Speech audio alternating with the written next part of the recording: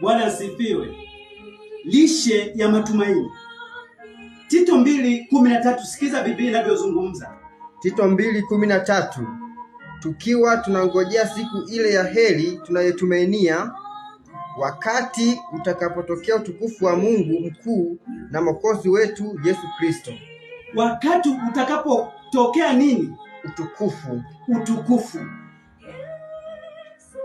Lishe nyingine ambayo tunaiangalia leo ni kutazama malipo ya milele. Jifunze kwenye maisha utazame malipo ya milele. Wakati mwingine ukitazama malipo tu ya muda mchache, haya yamekuwa hayana tija yoyote ile.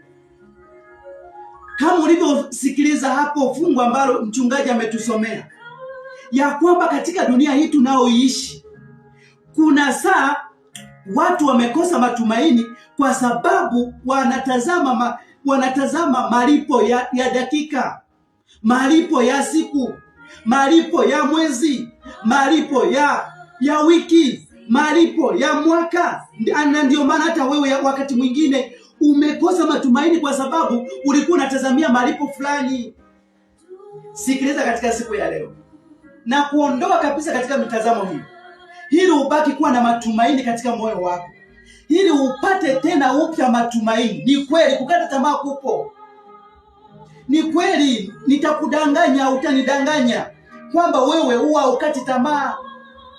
Kukata tamaa ni sehemu ya ubinadamu, kupo kabisa. Lakini leo nikutie moyo, tazama malipo ya milele. Malipo ya milele hapa moja kwa moja ni uzima wa milele. Wewe mcha Mungu mwenzangu, tunayesafiri katika dunia hii, dunia imejawa na mambo mengi. Dunia imejawa na kelele, dunia imejawa na kusemwa, dunia imejawa na vifo, dunia imejawa na kelele, dunia imejawa na maumivu.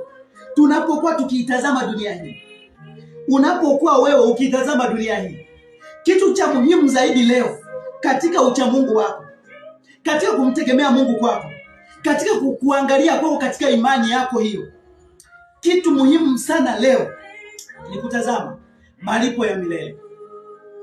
Na malipo ya milele haya ni malipo ambayo atakuja kulipa Mungu mwenyewe.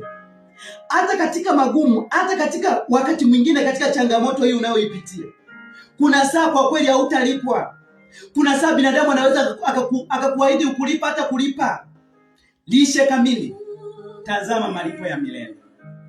Lishe kamili leo, tazama malipo ya milele. Hautaacha imani. Uache imani kwa nini?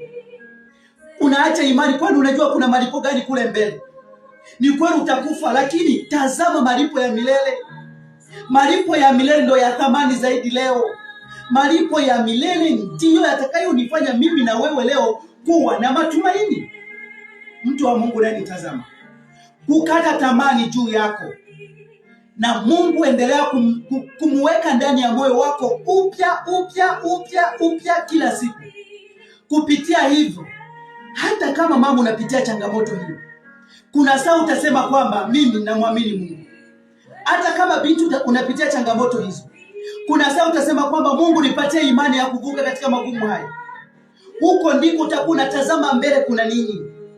Unajua wakati mwingine watu tunatazama hapa, siangalii pale, natazama hapa nilipo leo.